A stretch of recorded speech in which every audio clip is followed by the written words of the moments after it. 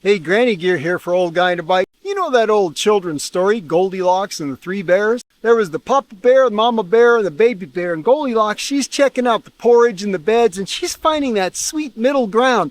Well, I might have done that in a suspension seat post. This is the new post from Redshift. We'll be talking about that in this video, what I think of it, where it falls in line with all the other products. Coming right up.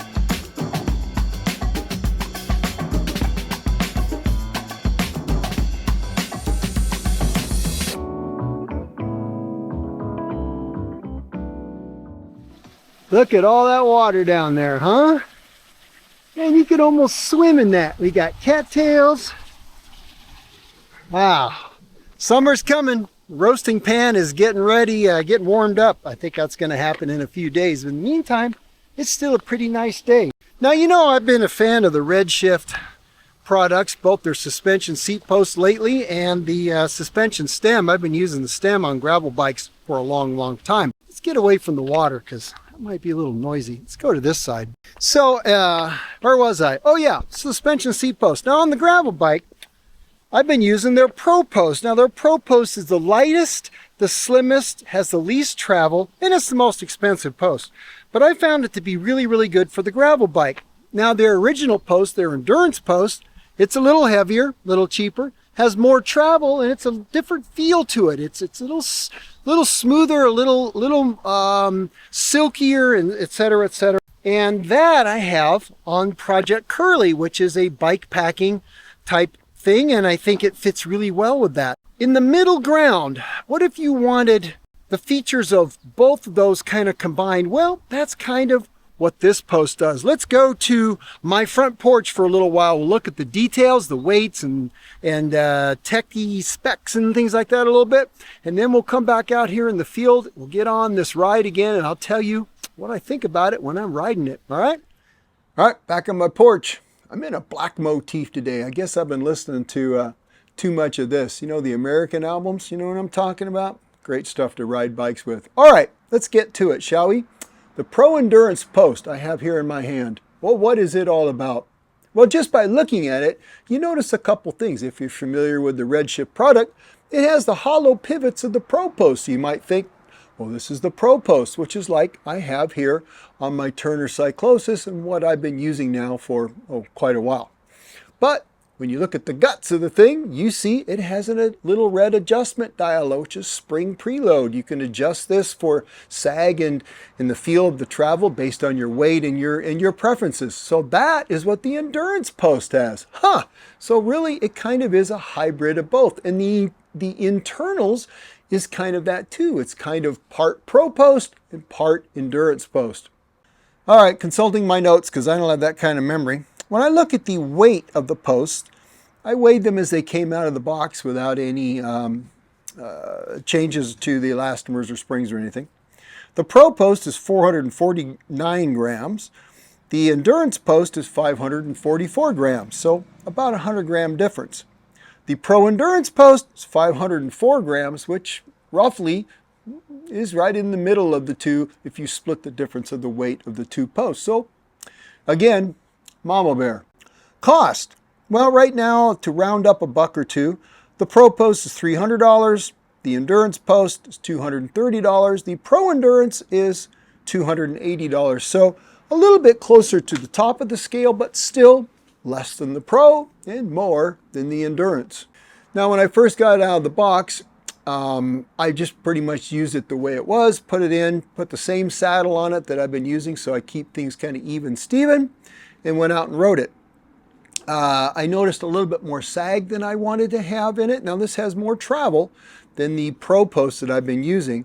It's 35 millimeters, like the Endurance Post with the Pro is 20. So it has a little bit deeper travel to it, and I found that I was getting slightly more sag, so I made a half a turn to the adjustment knob, went from 2 to 2 and 2.5 basically. It's marked on here in little increments, and that reduced just the static sag a little bit, and it felt great.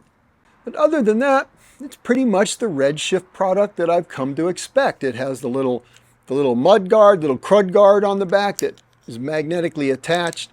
The saddle goes on the same way. It's a little faffy, but not that terribly difficult to do. And what's nice about this type of dual bolt head, where the two bolts are separate for tilt, it does not lose its tilt. It won't slip on you. And that's very, very nice. Other than that, it's pretty much Redshift. But here's the question. Why does it exist? Well, I think that's a good question too, because I wonder, it seemed like Redshift already had the whole range covered between the Pro Post and the Endurance Post. The Endurance Post being definitely the comfort-oriented post. That's why I have it on the bike here over my right shoulder on my Project Curly, because that smoother travel of the springs and the deeper travel compared to the Pro Post is really, really nice for a bike packing type of bike where you're sitting on a lot of chattery, chundry stuff all day. However, on the Pro Post that I have on the Cyclosis, it's lighter than this, has almost as much travel, and frankly is plenty, as far as I'm concerned, for fast gravel bike travel. So I wondered, why is it? And I guess Redshift thought, you know, if we took parts of this one and parts of this one, we put it together, we'd have something that maybe would solve the which one should I buy for a lot of people, because now you don't, you can save a little weight and you can save a little money, and maybe this is the mama bear, porridge is not too hot, too cold, and the bed is just right post for you. And that is entirely possible. Now, the market will determine that, but I think it's a compelling argument to make, and it just might be the one to buy for a lot of people. But we haven't ridden it yet, so let's go back out on the trail and ride this thing and see what it feels like when we use it. Back to you, Granny Gear. Now I'm on my 20-mile loop. It's kind of my litmus test ride for gravel stuff. It's a 2-hour ride. It starts off out of my door with about a 3-mile climb. It's a little bit rude, I think. Ends up on some rolling pavement, kind of fast, and then some kind of little country road stuff, and then some almost abandoned, almost no road stuff. Then finally heads up into the dirt on some punchy dirt climbs that are loose and rocky with sandy patches, and then eventually starts to wind downhill, rutted and stuff. It's just a really, really almost the quintessential Southern California gravel bike ride that's a mix of all kinds of stuff. Now that said, how is this post compared to the others when you're actually riding it? Well, we're talking about that mama bear, that middle ground. Well, I think it really is that. For instance, when you're on the Pro Post, the one I normally ride with less travel and the elastomer spring, it's not as adjustable and it feels more damped. In other words, if you ever compressed a metal spring and let it go, it's very easy within its, compresses and expands. It's very smooth. And that's kind of the way a metal spring is. But when you squeeze a rubber elastomer type thing, it doesn't feel quite that way. It doesn't spring back quite as fast. It has a little bit more natural damping. At least that's the way I look at it. I'm no engineer. And that's the way the Pro Post feels. It feels just slightly less eager to sink all the way through its travel, but it's enough. It's enough to take out the cracks and the ruts and give my back a big break. And the other post, the Endurance Post, well, it has that more free-flowing, deeper travel to it. It's more adjustable, and it sucks up the smaller stuff a little bit better than the Pro Post. This one lives right in the middle. This Pro Endurance Post, it really does feel like you mix them all together, and what do you get? Bibbidi bobbidi boo. So it has the adjustability of the Endurance Post, and I tweaked it up about a half a turn from the way it came out of the box, and that was enough. Not so much because I think it was bottoming out, but that I felt I was getting too much sag.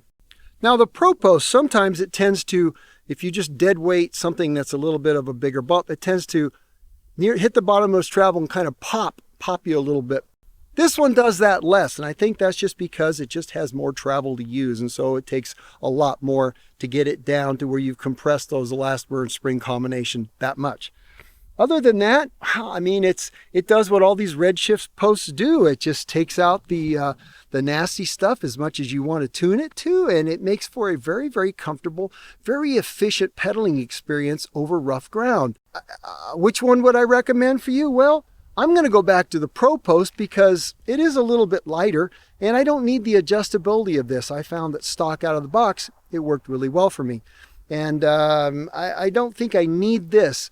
I think, though, if I had to choose one for all occasions, well, this new Pro Endurance Post does make a very compelling argument that it might be the one post to rule them all, because it really does everything really, really well, and I don't think there's any drawbacks to it.